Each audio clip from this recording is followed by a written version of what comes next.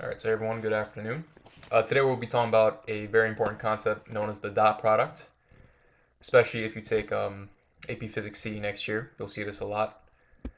For your do now, it's a segue into the dot product. Actually, the way you calculate this is the same mechanic as you're going to see for the dot product. Okay, so let me read it really quickly.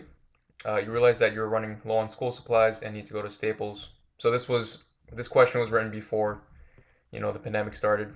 Not that I recommend you go to Staples, but um, yeah. Anyways, to replenish before the end of the school year, buy 5 pencils, 4 folders, and 3 notebooks. Pencils cost 50 cents each. Folders cost $1 each, and notebooks cost $2 each. Part A: how much money do you spend on school supplies? And then for part B, how could we see this problem in terms of vectors? So what would the quantity vector and price vector be? Okay, so take like 30 seconds to answer that, and then we will discuss.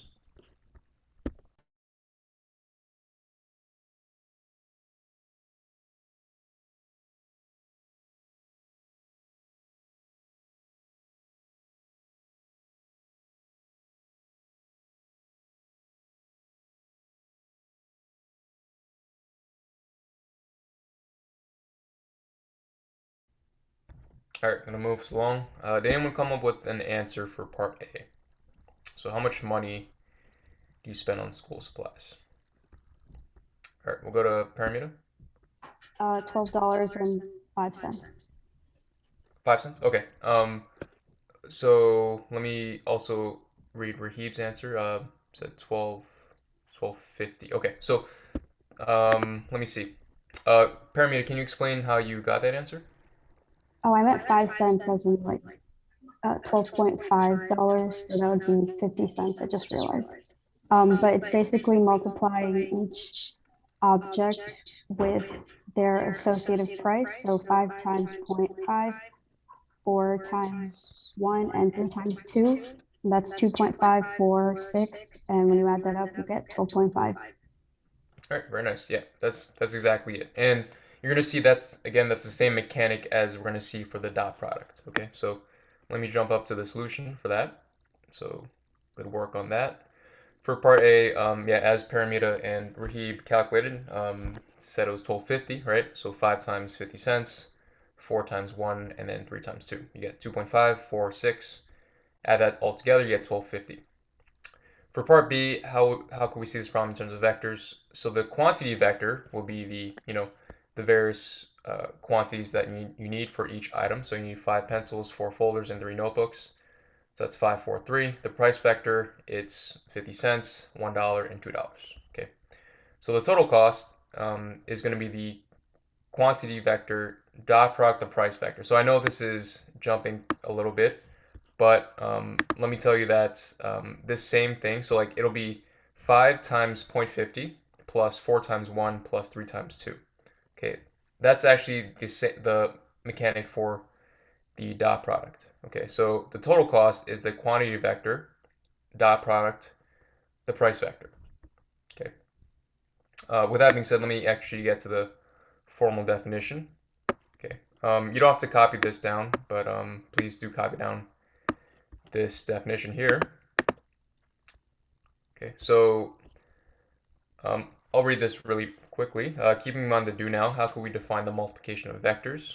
So given two general vectors a1, b1 and a2, b2, the dot product would be a1, a2 plus b1, b2. Okay, that's the same thing we did for calculating the total uh, cost of your school supplies, right? We did 5 times 0.50, 4 times 1, 3 times 2. Okay, and yeah, that's one way to multiply two vectors, right? Last week we saw how to multiply a vector by a scalar, so that's pretty easy. Just like do the scalar times each component. This is one way to multiply a vector times a vector. Another way that you'll see if you take AP Physics C is the cross product. Okay, but we won't get to that in this class.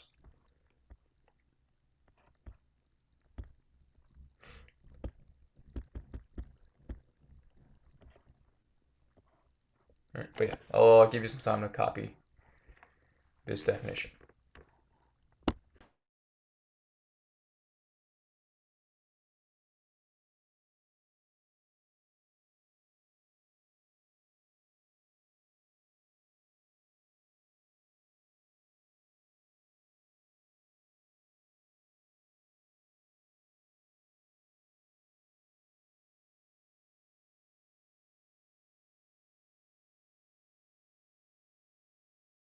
Yeah, question, Sam? Could you explain the last bullet point? The result is a scalar and not another vector. Yeah. So by that, just I'm referencing, physics class. Um, if you have, so one example of that is like work, which we'll actually see tomorrow. So work is the dot product between force and displacement. Um, so if you have two vectors, right, force and displacement, and you dot product them, you actually get a scalar, which is energy, right? So the dot product does not produce another vector quantity. It produces just like one number, right? Which makes sense, right? Because as you see from the do now, right, we end up with like one number, which is the price in that context. Um, though there wouldn't be a way to like make it two-dimensional, right? It only has like a magnitude, which is a scalar. Yeah. Thank you. Mhm. Okay. Anyone still need the definition here?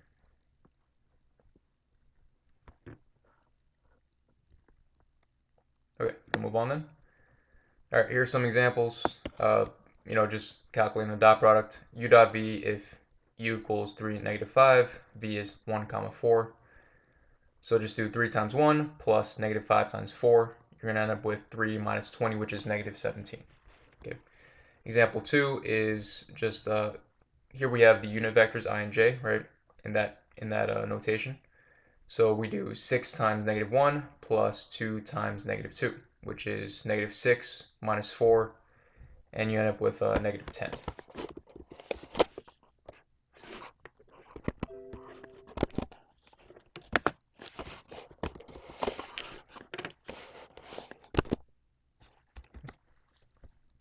All right, but yeah, I'll give you a sec to copy that down.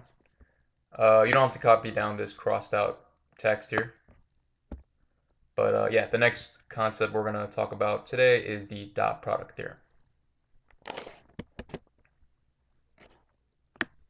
Okay, so yeah, again, just make sure you have this down in your notes.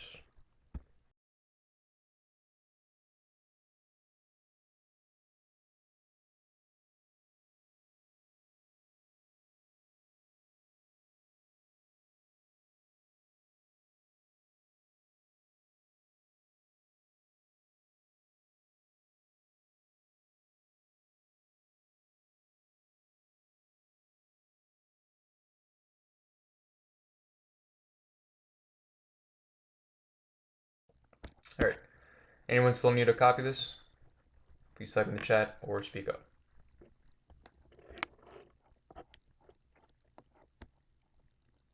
All right, we'll move on then. All right, dot product theorem. Okay, so we're actually not going to prove this, but the proof I did include in the lesson plan. So if you want to take a look at it, it'll be here. Dot product theorem is if theta is the angle between two non-zero vectors u and v, then u dot v equals magnitude u magnitude v cosine theta. Okay, so the main way we're going to use this theorem is we're going to find the angle between two vectors. Okay, so as you can see here, cosine theta equals u dot v divided by magnitude u magnitude v. Okay, so yeah, make sure you have this in your notes. This will show up a lot on the homework for this lesson, as well as Thursday's quiz. Okay, so I think there's a question on there that requires you to use this formula.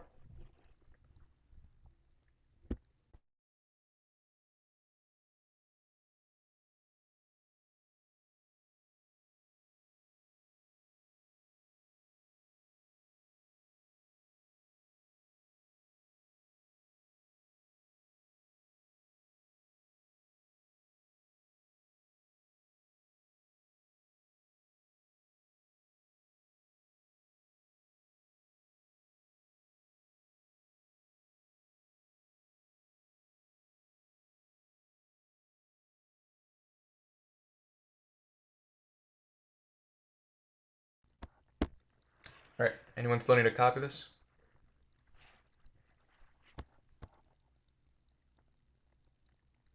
Okay, I'm gonna move on then. All right, just a quick example using that theorem. So here, find the angle between 2 comma 5 and 4 comma negative 3. Okay, so here's the dot product theorem that we just saw. And we're going to take the dot product, right? So u dot v is 2 times 4 plus 5 times negative 3. So that'll be 8 minus 15, which is negative 7. And then for the denominator, right, magnitude u, right, if you remember, that's square root of a squared plus b squared. So that'll be square root of 4 plus 25, which is root 29. And then for magnitude v, we have square root of 16 plus 9, which ends up being square root of 25. And yeah, we're going to end up using the using your calculator, right? So we have arc cosine of negative 7 over 5 root 29. 5 came from root 25, right? Root 25 is 5. Make sure your calculator is in degrees for this, and you're going to get 105.1 degrees for these two vectors, okay? And if you draw it out, you can check, right? So 2 comma 5 is quadrant 1, and then 4 negative 3, that's like 4 negative 3, that's like over here-ish, maybe. Yeah, but the angle is going to be, more than 90 degrees, about 105.1. This is not drawn to scale, but yeah. Just so you can see like where the vectors are. 2, 5, 4, negative 3. So yeah, this is the angle we found. Note that, the other possible angle would be this angle, which we're not calculating, right? We're calculating the smaller angle between these two options.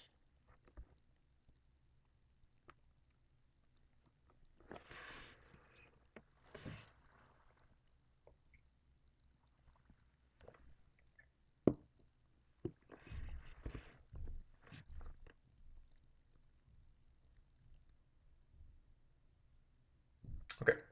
Anyone still need to copy this? Please speak up or type in the chat.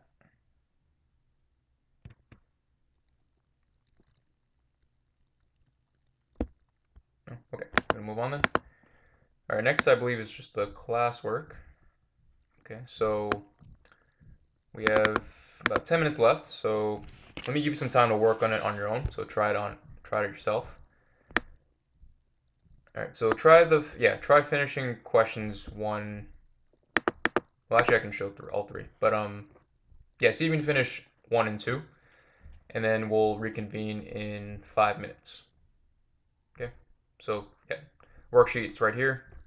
Work on the problems, and then we'll reconvene at 1:45.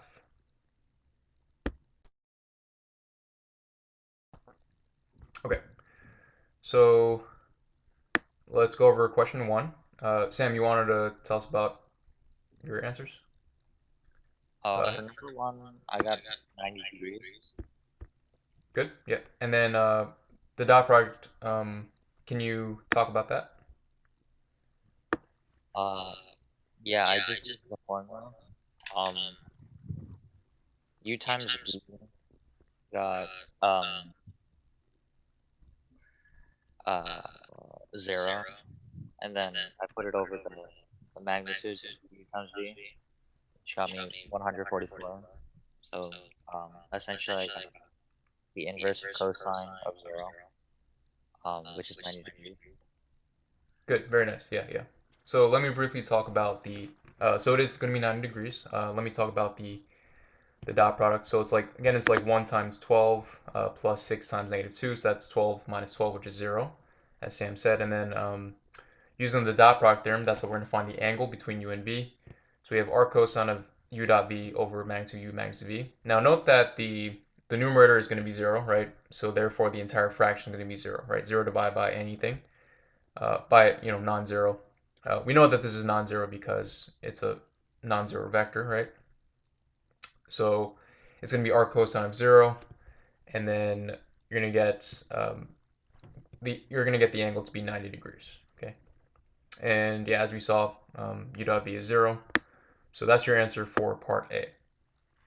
Okay, all right, and then for part B, we have 3 times negative 3 plus 4 times 4, which is negative 9 plus 16, which is 7.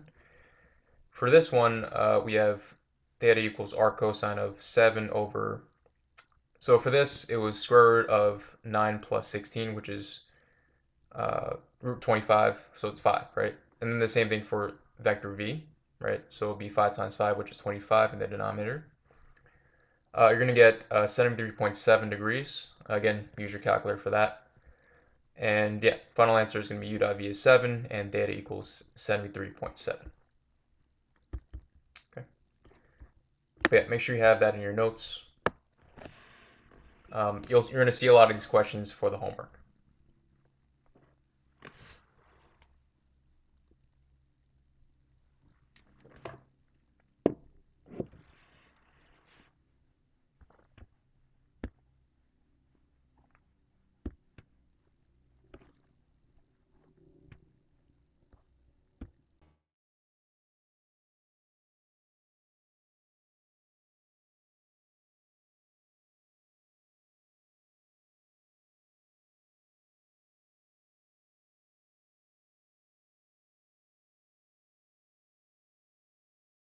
Okay, anyone still copying question 1?